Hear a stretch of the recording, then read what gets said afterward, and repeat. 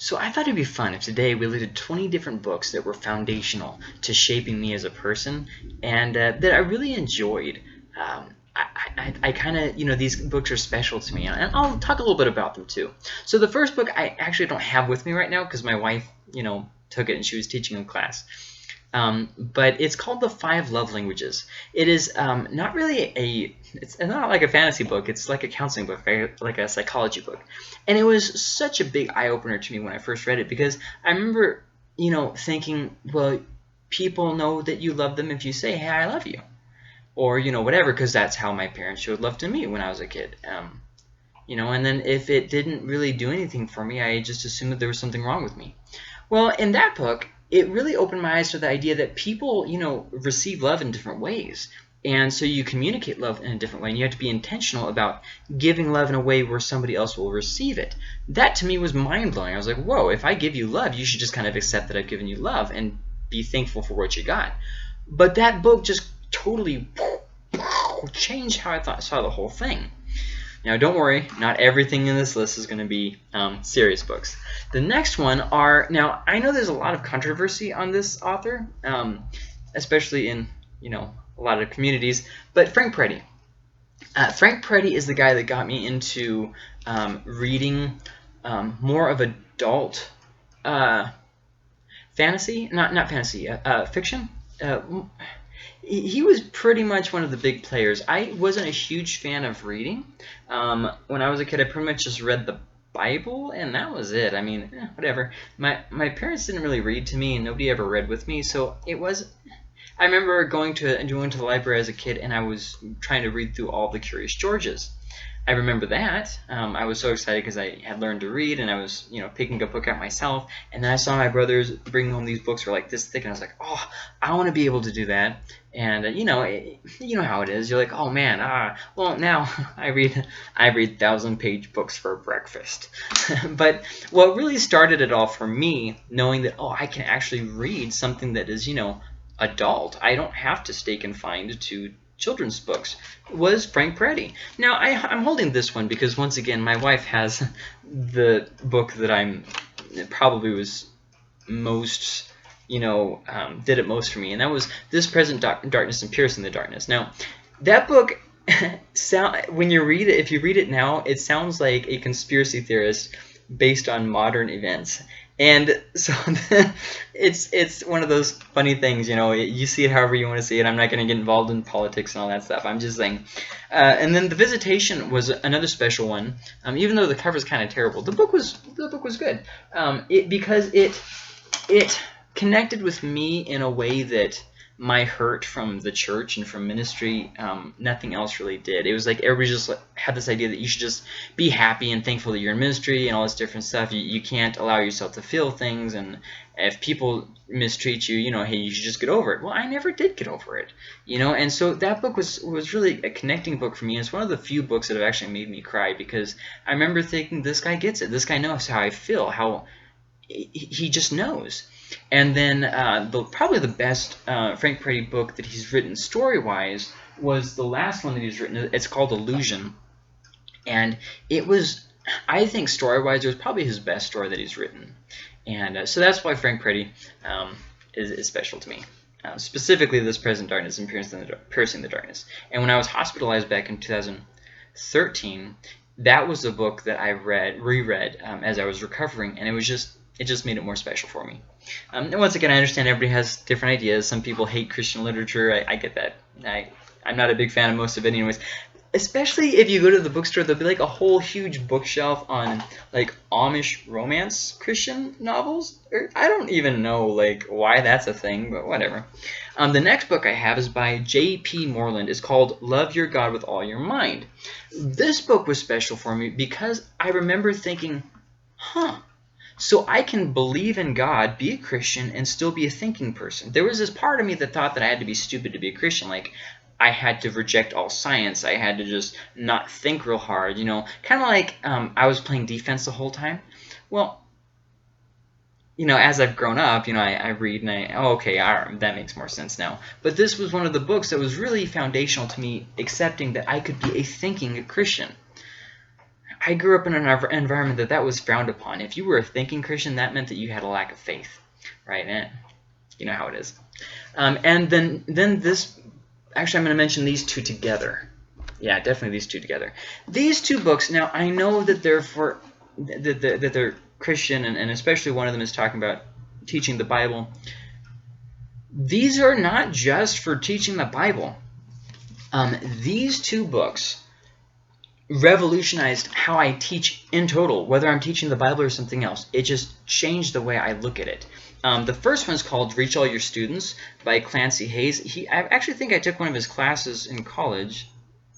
Either way, my sister did if I didn't. That was a long time ago.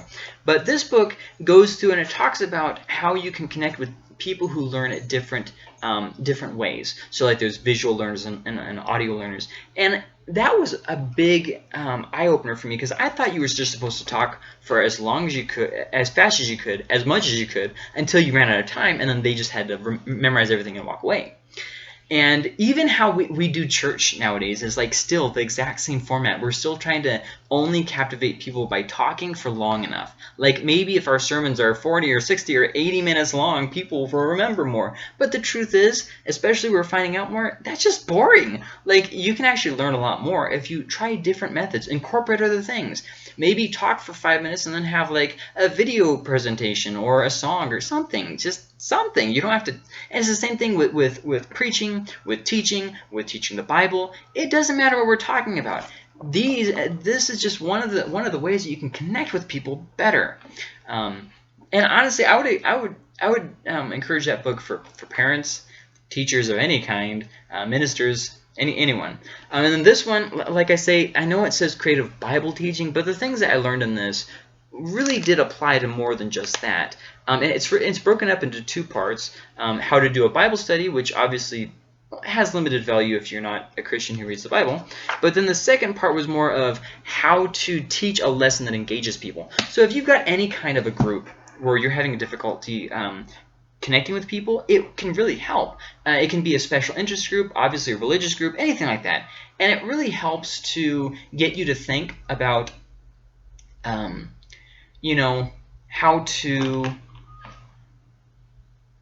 to connect with them on a deeper level.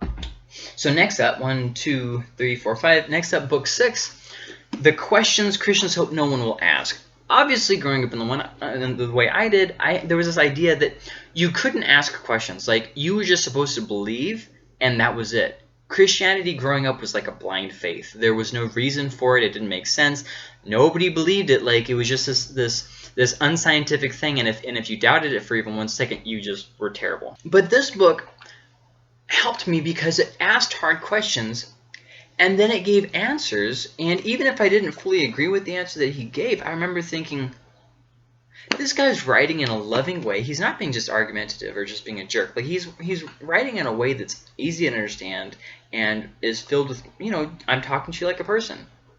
And I just really loved that because he wasn't like shying away. And growing up, I was always taught that, don't argue anything, don't try and prove your point, don't try to learn, you'll just be persuaded away from the truth. It was just kind of this closed-off box way of thinking. And Mark Middleburg just kind of opened my eyes to that. Like, yeah, you can be a Christian and you don't have to be closed-minded. You can be a Christian and you can actually think through things. It goes right along with that J.P. Moreland book I was talking about. And I know you're probably thinking, are these all religious books? No. They are not all religious. I swear they're not all religious.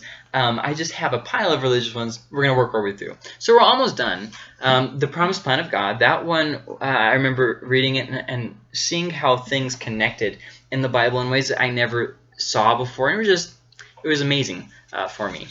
Now this one is, I believe it's actually called a Christian book, but I don't know if I don't know, whatever. It's called Waking the Dead. Yeah, I guess it is a Christian book. The theology in this book is terrible. Like, oh my gosh, like, wow, this guy definitely needs to take some classes. And he gets way off into like the weird and mystical things with, charismatic and it's just weird. Okay, not like a good kind of charismatic, but like a weird kind of charismatic, like weird.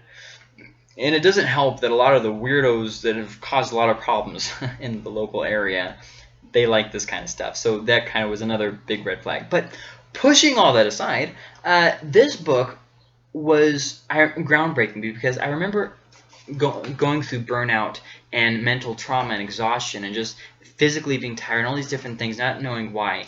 And people always just said, hey, it's a spiritual thing. And so I try to just stick with it, stay in the ministry, try and just and keep going. And this book brought up the idea of, look, you don't have to wait until the next life to enjoy being alive. And that in and of itself was just groundbreaking. I thought I just had to be depressed and anxious all the time, and that,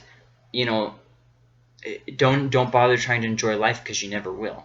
And it just, maybe that's a dark way of thinking about the world, but it changed the way I looked at the world. Like, yeah, I don't have to live like I don't have to settle for the idea. Now, obviously, getting to the point of having joy in your life, that's something different. Becoming content with the things you have, that's something different. Okay, but the idea that you can live a life and be happy living it was special to me. It was very special and unique. Now, obviously, a lot of the things were more difficult to deal with than I had thought. It turns out that I had, health problems going on, like, colitis and asthma and stuff. But then I also had some mental things going on, like, anxiety and depression, those kinds of things. But then I also did have spiritual things going on. And this was just one of the steps in the staircase that helped me to, as a person, start healing and start moving forward. I guess, just coming to grips that I was not happy and that I could become happy, just admitting it, I think was just a big step for me. Once again, just kind of the atmosphere that I grew up in, that's not how it went. This next book was on my books that I read through in, I think it was last year. It's called Harnessing the Power of Tension. This book is phenomenal. Okay, I would recommend it for any leaders, for any parents, for anyone who is a teacher, anybody who works with other people. I would recommend this book for. Sam Chand is a Christian, but this is not a Christian book. Does that make sense? It's more of a leadership book, and it is so good. Like, it talks about how to deal with conflicts and how to get by it where it's not breaking you. Where not every single thing that you deal with makes you fall apart and crumble. And it was phenomenal. I'm going to say that about most of these books because they're all on my list of books that were very influential for me. The next one is the Alice in Wonderland books. I know people have, kind of different opinions about Lewis Carroll and the Alice books. But for me, I was a very lonely boy, okay? And we went up to Michigan to visit my grandpa before he died. And they had a series of kids' books, like storybooks that were there. And Alice in Wonderland, the two books were there. It was called Through the Looking Glass and... just Alice's Adventures in Wonderland. Okay, so those two were in one of the volumes, and so I read through it while we were up there, and I just remember the imagination and thinking, it just took me to another place. And books like that are books that are special. Some people like books that are like realistic. Nope. Les Miserables. Nope. Don't like that kind of crap, man. And so Alice in Wonderland was like, it was something that helped me to remember, how to be creative, how to have an imagination, how to let your mind wander and not be consumed with the different things in life. I've just had a lot of issues in my mind and in my body throughout my life, and books like this have a special place because if even for just a moment they take you out of it and they remind you of just that specialness,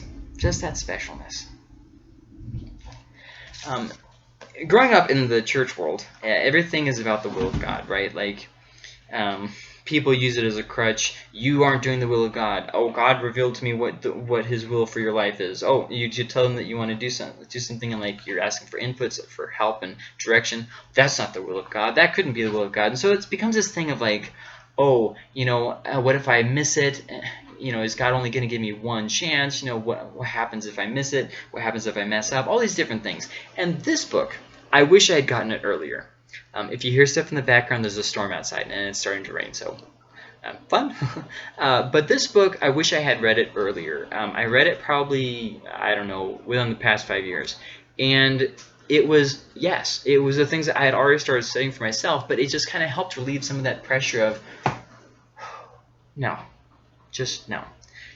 Especially in the Pentecostal kind of movement, there's this will of God where, like, people can't be predestined to heaven or hell in the kind of Christianity that I grew up. But every moment of your life can be predestined, and you can accidentally miss it. And if you're doing the wrong thing, you can miss it. And if anything happens, you can miss it. And you just get so focused and consumed with the idea of the will of God. And it's like, no, like, it's not biblical. It's not something that is healthy. It just becomes all-consuming, and I think it's ridiculous. And so books like this really help. This next book, although I could never pronounce the name of the mountain that they, traverse, Jules Verne's Journey to the Center of the Earth. Now, this is not that. It has got like 5 or 7 stories in it. But one of the stories in here is Journey to the Center of the Earth. And that book was so fun for me. Just the level of creativity, and it caused my mind to just soar, just like Alice in Wonderland did. And it was fantastic. I loved the characters, and I loved the adventure. I love things like that. The adventure that take you to places you can never go. Which kind of is a little bit of a humdinger, because I like the Stormlight Archive, but that one has all kinds of bad things happen in it. So, I don't know. The next couple are really, really fun. There's a couple historical books here, and then I'll end on a high note with fantasy.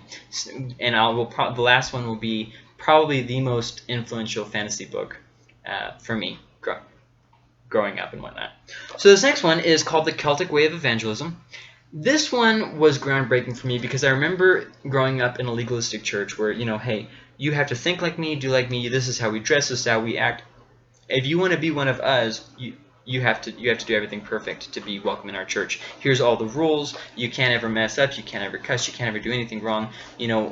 We're so much better than the world. They're just also stupid sinners. And just that's the kind of attitude and atmosphere I grew up in. Well, in this book, he talks about the way of, if you really want to win people to Christ, you have to connect with them before.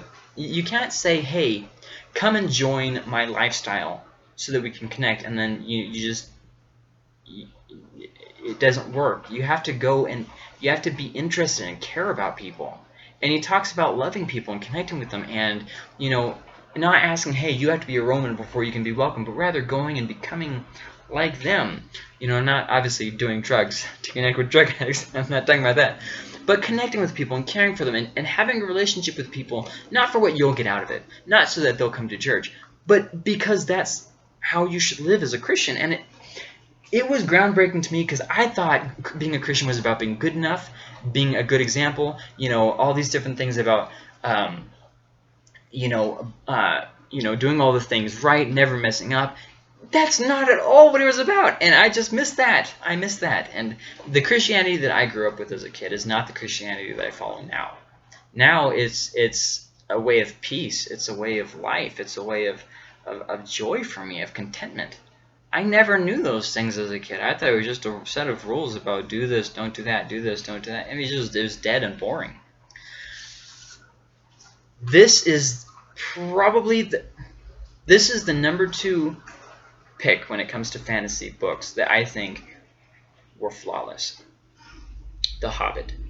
This is a perfect book. There's nothing wrong with it. There's nothing wrong with it. It's a journey adventure. It's fantastic. It's fun. It always I hate a little bit just people who die at the end. I do hate that bit, but people die, especially when you don't want them to. I mean, just part of life. But this book was really special. I think The Hobbit actually might be better than The Lord of the Rings. I know it's not as world building and all that stuff. I get that, but it's more adventure-y and fun, and just the scenes in this. I mean, anybody who knows the story of The Hobbit will remember the story of the riddles. They'll remember the mountains fighting. They'll remember the guy, the bear man. They'll remember all these. It's memorable. You think of The Hobbit, and it's just something that every fantasy you read after The Hobbit will be compared to The Hobbit. It will be, how memorable was it in spite of this. And for a long time, it actually was a little bit depressing because I never found a book that was quite as special as The Hobbit. And I found a lot of fun books I love, great books, but The Hobbit has a special place. The Hobbit was from a wonderful mind, and Tolkien is one of those people who really inspires me. Just the different things that he went through as a kid, and then with what he went through the war, and just his sense of creativity and wonder. It seems to me like he never lost that. And I don't know how you could hang on to it with all that he saw in his life, but just a really special book. That to me, I think, if I had to pick just 5 books to keep from all of my books, that would be probably the first one that I grabbed. The guy who did this, his name is Bill Gothard, and he's very so a lot of things and that he taught went too far, and he was accused of some stuff in his later life that he was what is called exonerated from, but still people think that he still did it. Some people still think that he did it.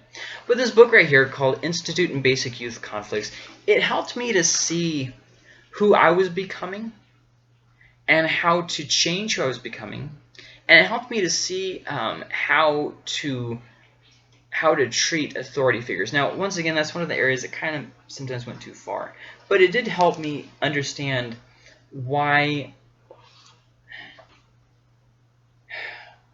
things like this, things that you don't hear around, okay? How the people that you hate the most are the people who you are slowly becoming, the people who you resent the most.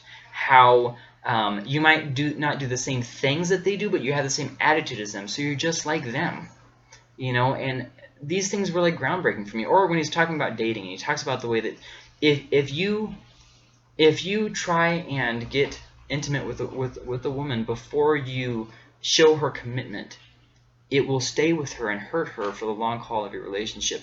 Not at first, and she'll even say, hey, no, I'm fine, but then you'll start to see these cracks later and these insecurities that wouldn't have been there if you would have just done it the right way. And it's little things like that, and it was just such an important book to me. I didn't have a whole lot of instruction growing up, as far as, people would tell me what I was doing wrong. They would tell me that all the time. But instruction as far as, homeschool. I was homeschooled, but my work was never graded. Different things I was just kind of expected to know, and that's just how we do things. And, well, why? Well, that's just how we do it. So for me, it was a book that really helped me understand how people work. And obviously it's been added to by a lot of psychology and counseling books and those kinds of things, and experience and all these different stuff. But nowadays, people, when they talk to me, they talk about the way that I understand people. I understand how they think and how they work. And that was the book that started me on that journey. Now, once again, you don't have to agree with everything that Bill Gothard says or teaches, but it was still a book that really blew me away. Now, I have a love for history and archaeology, and part of that is due to this. K.A. Kitchen is a phenomenal historian. He was just groundbreaking in his research. He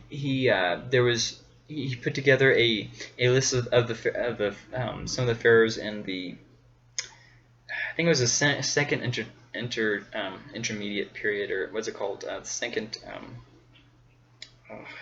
I used to know Egyptian history like the back of my hand, and now I can't even think of what it's called.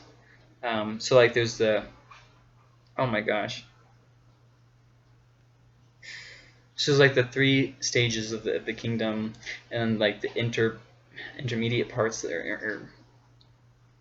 It's bugging me so bad I can't think of it. Anyways, well, in Egyptian history, there's this span of time that I can't think of right now. Okay, forgive me. Okay, golly ka. He did groundbreaking research in organizing them in their chronological order, which has been adapted since then. But if it wasn't for his original work, we would have been way far behind with Egyptology than where we are. And this book, he's pretty much just going through the different evidences, because some people say, oh, there's no basis for belief in the Old Testament. And he's just kind of like, no, that's just ridiculous. Like, no, that's not how history works. And so he talks a lot about, well, I don't want to ruin it, but this book was really this is one of my favorite books. This would be on one of the top 5 that I was talking about if people had told me I had to pick just 5 books from my books. And then followed closely by that one, which he goes all throughout the Old Testament, not just the law, but he goes through the whole thing, you know, kind of arguing for it and talking about it and explaining it and showing that it is reliable and whatnot. And just his way of writing. If you've read anything by Kenneth Kitchen, he's just a real down-to-earth guy, and you know, just real like genuine kind of person. And I just love the way that he thinks and the way that he acts and his humor and stuff. It's a really good book. This book by John Oswald, The Bible Among the Myths, talking about how the Old Testament is unique. And there's a lot of people who say a lot of unfounded, unhistorical things about the Bible, and it's just not true. And he talks about it. So the last 3 are pretty well-known books. They're pretty well-known books. The Lord of the Rings, obviously, this was going to be on this list. Like you had to have seen this coming. Just the level of adventure and some of the unforgettable scenes, like with Samwise in Mordor, or the Journey in the Dark. I mean, just things like, or the Bridge of Khazad-dûm, I should say. The books. This book is just so. It's special in that it takes its time, and it just feels so real. And you really start to get connected to the characters and to the story. And when it comes to an end, you hope that it wouldn't end like that, but it's kind of beautiful too. And you knew that it was going to end like that. And the characters, I think, are great. The writing is great, obviously. The only people who I've ever heard complain about the writing of Lord of the Rings are people who have never written a book. They're not great at English anyways. And yeah, it's just one of those really special books. Like, what are you going to say about Lord of the Rings? Like, everything's already been said, and it's just a fantastic book. Like, everybody's read it, though, so there's no reason. I don't have to convince you. Everybody knows about Lord of the Rings. This next one, and we are on 19 now, is Dune. Yes, I like it enough to get the collector's edition. I adore this book. I love the story. I love the ending. Everything's just so perfect. I love it because it's philosophical and science fiction like mixed together. Like some of the later series by Frank Herbert just kind of drug a little bit, like a lot. But this one was just really good. Like it's just really good. The story was fun. It was believable. And so the premise of it is that there's this kid who starts taking this drug that helps him to see into the future. And so he basically cons people into believing that he is like the Messiah. And you know, he does this so that he can gain power and so he can kind of save the universe, but for their own good. And so he does these like really evil things, like all the while justifying it as this is the only way it could be. But the thing is, and we find this out later, is that he didn't see all possible paths. He thought that he did, but his own pride blinded him. His own like, you know, blinded him. You know, with I see everything, and it's like, well, actually there was quite a bit that you missed. And but this is how he thought was the only way to save humanity, and so he does all these evil things for a good outcome. And the ending of the series was a little bit of a disappointment, though. Yeah. But still, Frank Herbert was a little bit presumptuous. He was a little bit arrogant. But the book is still a classic. And then the last one, probably surprising to no one, Chronicles of Narnia. I remember my mom used to read to my older siblings when we were kids. And sometimes, you know, I would hear some of it, and she didn't really care for all the Chronicles of Narnia. She liked The Lion, the Witch, and the Wardrobe, so she read that one, and then she liked Prince Caspian, so she read that one quite a bit. The Voyage of the Dawn Treader was the one that I loved it, and I only caught part of it one time. And so then when I got older, I read The Magician's Nephew, The Horse and His Boy, which was fantastic. The Silver Chair, oh my gosh, that one was fantastic. And then The Last Battle. The Last Battle was, for me, bittersweet because I grew up in a church that they used the Book of Revelation to try and scare you. They're always trying to play scare tactics and talk about all these different things, with theories about how the end's going to come and what it's like going to be to burn in hell and all this different stuff. And it's almost like they were enjoying talking about it. And it was just terrifying for me. I remember having panic attacks as a kid after coming home from church and trying to go out and go to sleep at night. It was a nightmare trying to go to sleep because all I could think about was what it would be like to die and all these different things. And that's not the kind of stuff that your church should be known for. That's not the kind of stuff that you want your kid worrying about. Like, no. God didn't give the Book of Revelation to scare people. It's just stupid how sometimes people, it doesn't matter. And the last battle talked about that, which was scary, but it talked about it in a way that brought me more peace, and it was kind of like a bittersweet feeling because coming to grips with I'll run from it. I'll never have to deal with it. Versus no, everybody dies one way or another. And that kind of back and forth arguing with myself. And in the last battle, it just kind of helps me to kind of deal with it, if that makes sense. But as far as the rest of them, I loved the adventure. Okay, in The Magician's Nephew, who can forget the part with the rings? Like, how great is that? I think it's The Horse and His Boy, where he's going across the desert and he gets to that one city, and I'm not going to really get too much into that, but just classic scenes. The Voyage of the Dawn Treader, though, that's probably still my favorite to this day. So those are 20 books that have been super influential to who I became as a person. Although once again, I don't always agree with everything in them. Some of them haven't aged as well as other ones. But still, for me, they were really they made me who I am today. And so, tell me some of your books that made you who you were. Tell me some of what you like. Have you read any of the books? What do you think about them? What are some books that, even if you don't like them anymore, what were some books that really formed who you became? And okay, I'll see you next time.